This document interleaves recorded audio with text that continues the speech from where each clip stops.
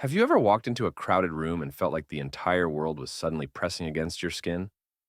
The flashing lights, the overlapping voices, and the endless movement aren't just background noise to you. They feel like a physical weight, a chaotic storm that demands every ounce of your focus just to stay standing. You look around and see people laughing, clinking glasses, and thriving in the very environment that is draining your battery to zero. In those moments, a small, persistent voice in your mind might whisper that something is wrong with you. Maybe you've told yourself that you're too fragile, too antisocial, or simply not built for the modern world. You watch others navigate the chaos with ease, and you wonder why you feel like you are drowning in a sea of sensory input. But I am here to tell you that your diagnosis of yourself is fundamentally incorrect. What you have been taught to see as a weakness is actually the hallmark of a highly sophisticated processing system. You are not broken, and you are certainly not failing at being a social human being. You are experiencing the world with a depth that most people will never understand. While the majority of the population moves through life in a blur of surface level interactions, your mind is capturing the fine details. You're not just hearing words, you're feeling the intentions behind them. You are not just seeing a crowd, you are absorbing the collective emotional energy of every person in that space. This isn't a lack of social skill, it is an abundance of perception. Behind that feeling of exhaustion is a rare and powerful capability that 80% of the world wishes they possessed. Today, we are going to stop apologizing for your need for silence and start understanding the biological genius of your solitude. We are going to deconstruct the science of your sensitivity and show you how to transform it from a burden into your greatest asset. Because in a world that never stops shouting, the person who knows how to listen to the silence is the one who truly holds the power. To understand why crowds feel like a battlefield, we have to look at the hardware inside your skull. Most people have a built-in gatekeeper in their brain called the thalamus. Think of the thalamus as a high-tech security filter that decides which information gets to reach your conscious mind. In a typical brain, the thalamus is excellent at slamming the door on irrelevant data. It ignores the hum of the air conditioner, the distant traffic, and the flickering of a fluorescent light. It allows people to focus on one conversation while the rest of the world fades into a gray, unimportant background. But in your brain, that thalamic gate doesn't just stay open. It is almost entirely non-existent. Your filter is permeable, meaning that every single data point in your environment is granted entry. When you walk into a shopping mall, you aren't just shopping. You are processing the architecture, the lighting, and the micro expressions of 100 strangers. You are hearing the subtle tension in a couple's argument 3 aisles away.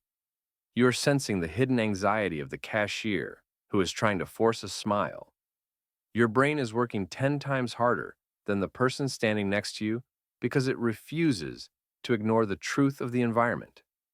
This constant influx of data leads to what psychologists call sensory overload, but it's more accurate to call it a high-fidelity experience. You are a biological sponge, and your nervous system is wired to absorb the emotional climate of any room you enter.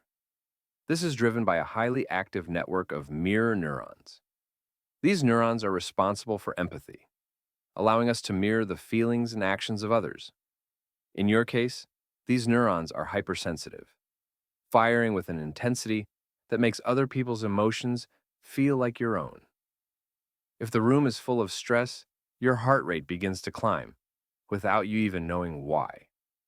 If there is a hidden conflict beneath the surface of a family dinner, you feel the headache forming before anyone has even raised their voice.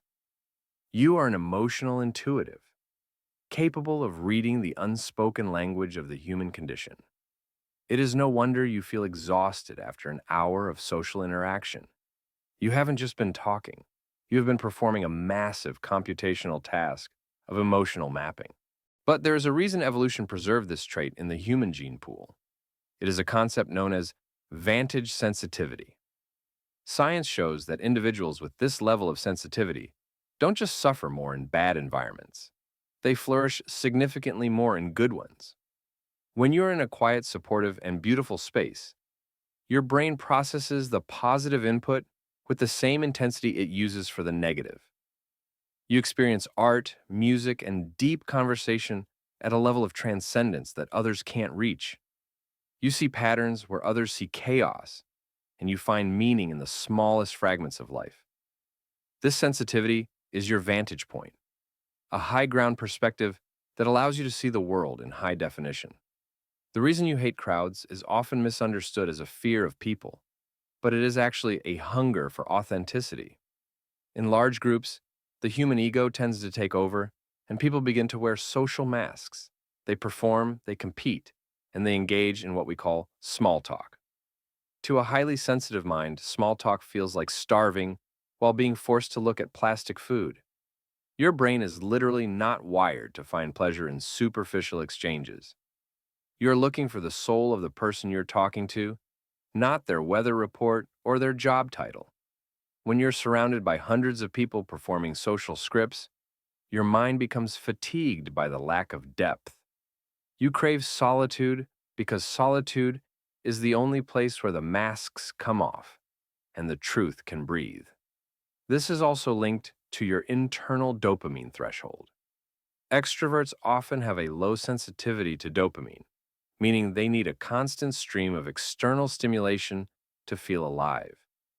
They need the noise, the movement, and the social validation to kickstart their reward system.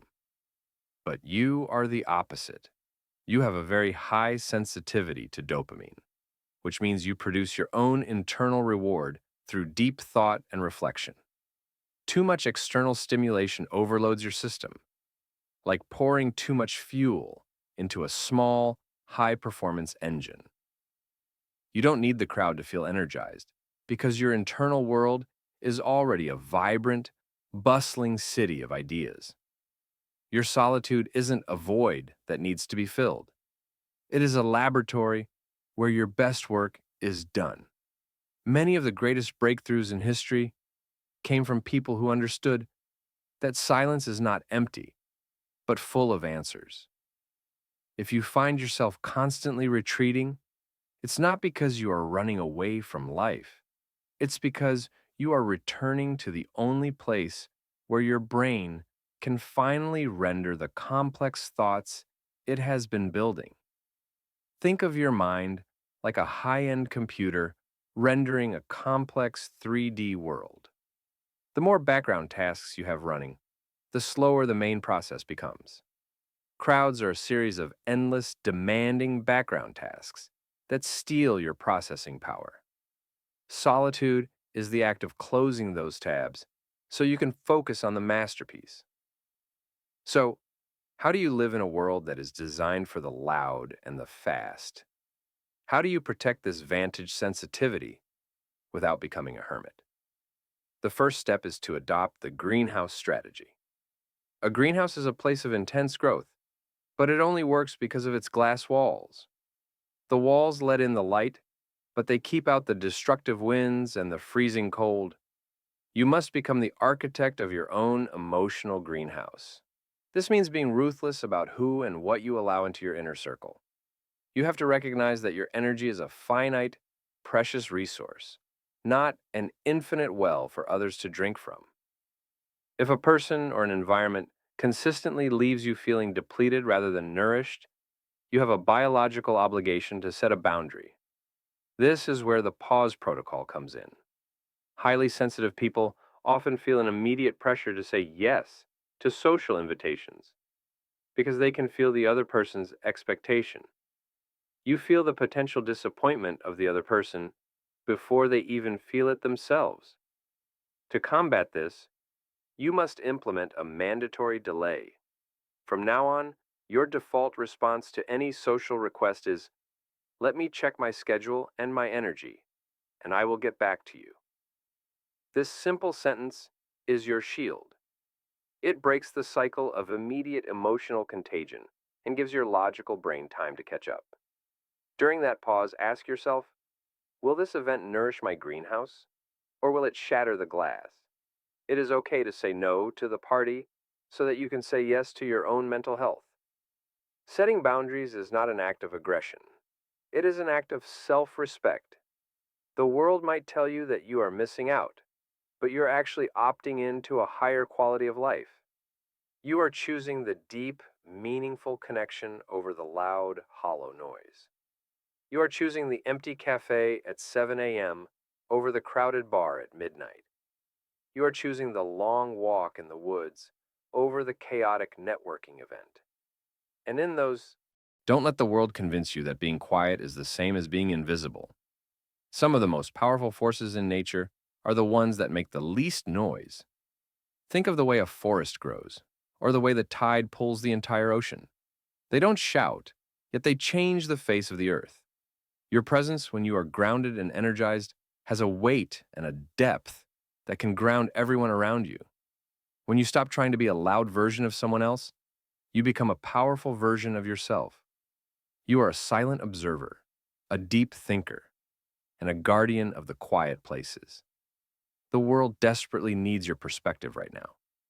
It needs people who can see past the noise and find the signal. It needs people who value empathy over ego and meaning over movement. So the next time you feel that energy drop in a crowded room, don't get angry at yourself. Just recognize that your high-fidelity sensors are doing exactly what they were designed to do. They are telling you that the environment is beneath your frequency. Smile at the chaos, and then give yourself permission to leave. Go back to your greenhouse, refill your mind, process the data, and when you're ready, come back and share the insights that only someone with your depth could find. Your silence isn't a wall. It's a bridge to a more conscious way of living. You aren't avoiding life. You're protecting the very thing that makes your life worth living. Peace is not a luxury for you. It is a necessity for your survival.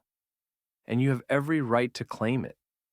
If you spent your life feeling like an outsider because you prefer the quiet, I want you to know you've found your community here.